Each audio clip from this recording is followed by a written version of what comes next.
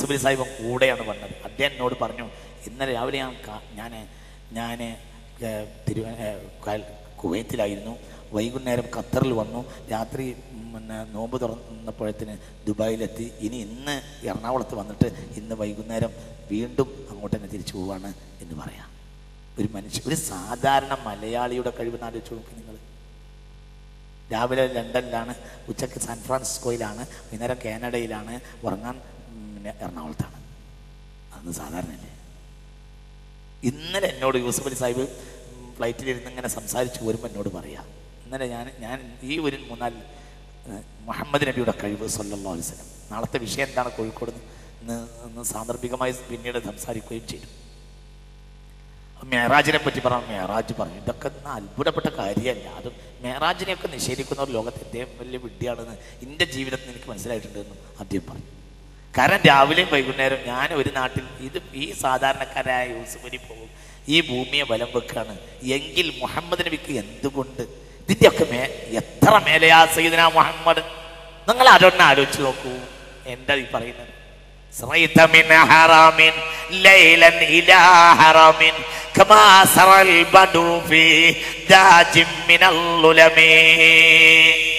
മുഹമ്മദ് നബി അന്ന് പറഞ്ഞത് മുഴുവനും ഇന്ന് ലോകം ഇപ്പൊ പുതിയൊരു കാര്യം കണ്ടുപിടിച്ചിട്ടുണ്ട്. എന്താണ്?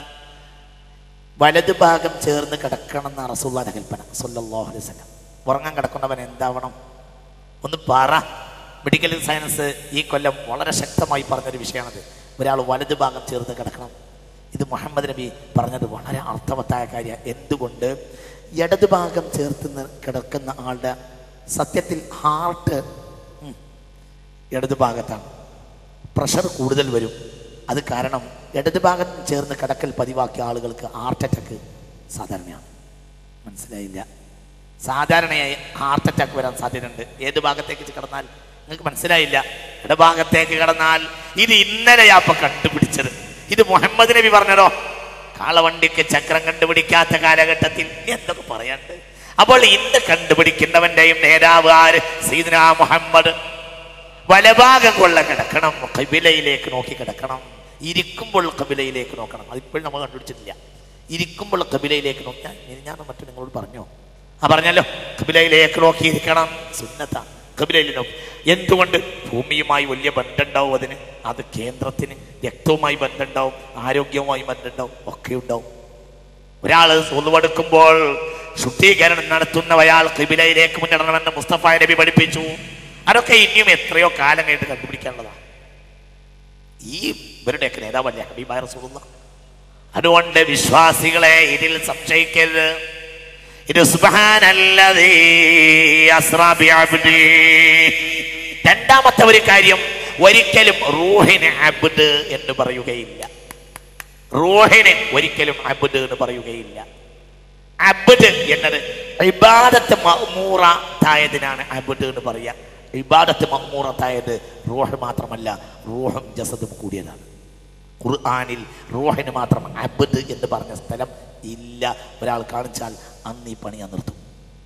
ഖുർആനിൽ അങ്ങനത്തെ ഒരു സ്ഥലമില്ല, എവിടെയില്ല. റൂഹിന് സ്വയം അബ്ദ് എന്ന് പറഞ്ഞ സ്ഥലം ഖുർആനിലില്ല. സുബ്ഹാനല്ലദീ അസ്റാ ബിഅബ്ദി. എവിടെയും അബ്ദ് എന്ന് പറഞ്ഞാൽ അവിടെ റൂഹും ജസദും കൂടിയതാണ്. അൽഹംദുലില്ലാഹില്ലദീ അൻസല അലാ അബ്ദിഹിൽ കിതാബ്. അവിടെ അബ്ദ് പറഞ്ഞത് റൂഹും ജസദും കൂടിയതാണ്. ബില്ലാഹി മിനശ് ശൈത്വാനിർ റജീം. ബിസ്മില്ലാഹിർ റഹ്മാനിർ റഹീം. വഇൻ കുൻതും ഫീ റൈബിൻ മിമ്മാ നസ്സൽനാ അലാ അബ്ദിനാ. റൂഹും ജസദും കൂടിയതാ. അബ്ദിന് നാം കിതാബ് ഇറക്കി കൊടുത്തു. ജസദിലേക്ക് ഇറങ്ങി വരിക സയ്യിദുനാ ജിബ്രീൽ. അബ്ദ് നിസ്കരിക്കാൻ വേണ്ടി കഅബാലയത്തിന്റെ മുന്നിലേക്ക് ചെന്നു. അബ്ദിനെ ചവിട്ടും എന്ന് പറഞ്ഞു സല്ലല്ലാഹു അലൈഹി വസല്ലം. ആര് പറഞ്ഞു ചവിട്ടുമെന്ന്? മൽഊനായ അബൂജഹൽ.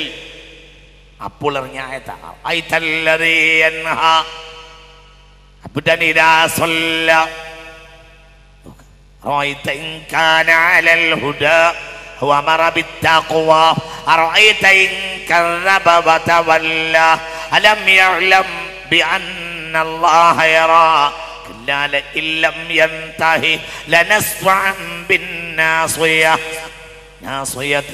كاذبة خاطئة فليدع ناديه سندع الزبانية كلا لا تطيعه واسجد واقترب. ഇവിടെ അബ്ദ് എന്ന് പറഞ്ഞിട്ടുണ്ട്. അറഅയ്ത അല്ലദീ യൻഹാ അബ്ദൻ ഇദാ സ്വല്ലാ. അബ്ദ് നിസ്കരിക്കാൻ വേണ്ടി വരുമ്പോൾ അബ്ദിനെ തടയുന്ന ഒരുത്തനെ കണ്ടില്ലേ? അവിടെ റൂഹിനെ പറ്റിയല്ല, റൂഹും ജസദും കൂടിയ മനുഷ്യനെ പറ്റിയാണ് പറഞ്ഞത്. സയ്യിദുനാ മുഹമ്മദുൻ സല്ലല്ലാഹു അലൈഹി വസല്ലമയെ തടയാൻ വേണ്ടി വന്നു അബൂ ജഹൽ ലഅനത്തുല്ലാഹി അലൈഹി. ഈ സംഭവമാണ് അവിടെ ചർച്ചയ്ക്ക് എടുത്തിട്ടുള്ളത്. ഖുർആനിൽ എവിടെയും അബ്ദ് എന്ന് പറഞ്ഞിട്ടുണ്ടെങ്കിൽ അത് റൂഹിനെ അബ്ദ് എന്ന് പറഞ്ഞ സ്ഥലമേ ഖുർആനിൽ.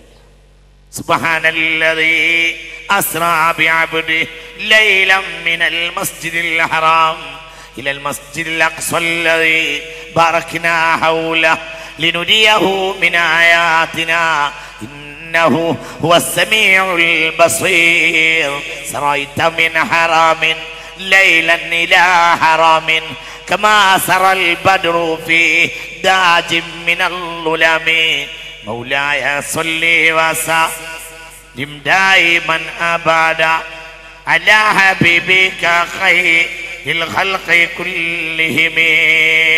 ആ സംഭവം ഞാൻ എന്ന് പറയാ. ഹബീബായ റസൂലുള്ളാഹി സല്ലല്ലാഹു അലൈഹി വസല്ലം മക്കയിലായിരുന്നു.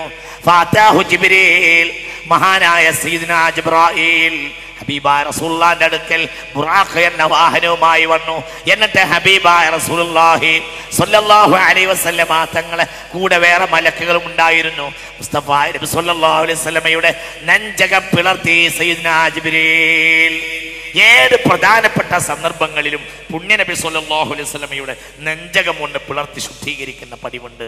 നുബുവത്തിന്റെ സാഹചര്യത്തിൽ ഹിറാ ഗുഹയിൽ വെച്ച് ഹബീബായ റസൂലുള്ളാഹി സല്ലല്ലാഹു അലൈഹി വസല്ലമയുടെ നെഞ്ചകം ശുദ്ധീകരിച്ചിട്ടുണ്ട് സയ്യിദുനാ ജിബ്രായീൽ.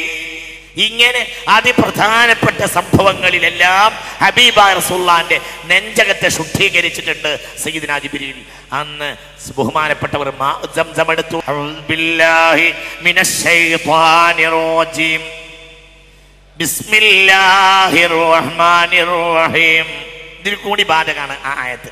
അലം നശ്റഹ് ലക സദ്റക വവളഅനാ അൻക വിസ്റകല്ലദീ യൻഖള ലഹ്റക ورفعنا لك ذكرك فإن مع العسر يسرا إن مع العسر يسرا فإذا فرغت فانصب وإلى ربك فارغب. മഹാനായ സയ്യിദുനാ ജിബ്രായീൽ ഹബീബായ റസൂലുള്ളാഹി സ്വല്ലല്ലാഹു അലൈഹി വസല്ലമയുടെ ഖൽബ് ശുദ്ധീകരിച്ചു. എന്നിട്ടത് തലസ്ഥാനത്ത് വെച്ചു. എന്നിട്ട് അതിൽ അള്ളാഹുവിന്റെ പ്രത്യേകമായ കൽപ്പന പ്രകാരം ഈമാനിനെയും സിദ്ഖിനെയും യഖീനിനെയും ഹബീബിന്റെ ഖൽബിന്റെ ഉള്ളിലേക്ക് നിറച്ചു കൊടുത്തു. അള്ളാഹു തൗഫീഖ് ചെയ്യട്ടെ. ഇത് ഈ ഹദീസ് പറയുമ്പോൾ വളരെ ശ്രദ്ധിക്കണേ. ഈ ഹദീസ് പറയുമ്പോൾ വളരെ ശ്രദ്ധിക്കണം. ഈ മൂന്ന് കാര്യത്തിന് വേണ്ടി എല്ലാവരും ദുആ ചെയ്യണം. ഇതില്ലാതായാണ് സർവനാശത്തിന് കാരണം. മിഅ്റാജിന്റെ രാത്രി റസൂലുള്ളാഹിന്റെ ഖൽബ് എടുത്ത് പുറക്കെടുത്ത് ശുദ്ധീകരിച്ചിട്ട് അവിടെ വെച്ചിട്ട് മൂന്ന് കാര്യം നിറച്ചു. ഈമാന്, സിദ്ഖ്, യഖീന്. ഈമാന്, സിദ്ഖ്, യഖീന് അതങ്ങോട്ട് നിറച്ചു വെച്ചു കൽബിന്റെ ഉള്ളിൽ. ഹബീബായ റസൂലുള്ളാഹിയുടെ കൽബിന്റെ ഉള്ളിൽ ഈമാനിനെയും സിദ്ഖിനെയും യഖീനിനെയും ഇത് കൽബിന്റെ ഉള്ളിലേക്ക് നിറച്ചു തരണം. ആര് നിറക്കണം? അല്ലാഹു തആല തൗഫീഖ് ചെയ്യട്ടെ. അല്ലാത്തവർക്ക് മുഴുവൻ ഷക്ക്. ഷക്ക് ആധുനിക സൊസൈറ്റിയുടെ രോഗമാണ്. ഇന്നത്തെ മനുഷ്യന്റെ രോഗം ഷക്കാണ്, സംശയം. അതെന്നും സംശയം. അത് വസ്വാസാണ്. ഏറ്റവും കൂടുതൽ വസ്വാസുള്ള കാലഘട്ടം ഈ കാലമാണ്. പിന്നെ ആരും പുറത്ത് പറയണില്ല എന്നേ ഉള്ളൂ. ഏറ്റവും വസ്വാസ് അധികരിച്ച ഒരു കാലഘട്ടം ഈ കാലഘട്ടം. അല്ലാഹു ഇതിനോട് ഒരുപാട് ചെറുപ്പക്കാർ നിത്യേന പറയുന്ന വിഷയമാണ് വസ്വാസിൻ്റെ ഒരു വിഷയം. എപ്പോഴും വസ്വാസ് തന്നെ സർവ്വസാധാരണ മനുഷ്യന്മാർക്ക്. കാരണം എൻ്റെ ഖൽബിൻ്റെ ഉള്ളിൽ യഖീൻ നിറക്കാൻ വേണ്ടി റബ്ബിനോട് ദുആ ചെയ്യണം. ഈ യഖീൻ ഇല്ലാതാകുമ്പോഴാ സത്യത്തിൽ വസ്വാസിന്റെ രോഗങ്ങൾ വരുന്നത്. അള്ളാഹു നമ്മളെ കാത്തിരക്ഷിക്കട്ടെ. ഹബീബിന്റെ കൽബിനെ സല്ലല്ലാഹു അലൈഹി വസല്ലം ഈമാൻ കൊണ്ട് യഖീൻ കൊണ്ട് ഹിക്മത്ത് കൊണ്ട് മുസ്തഫ റസൂലുള്ളാഹി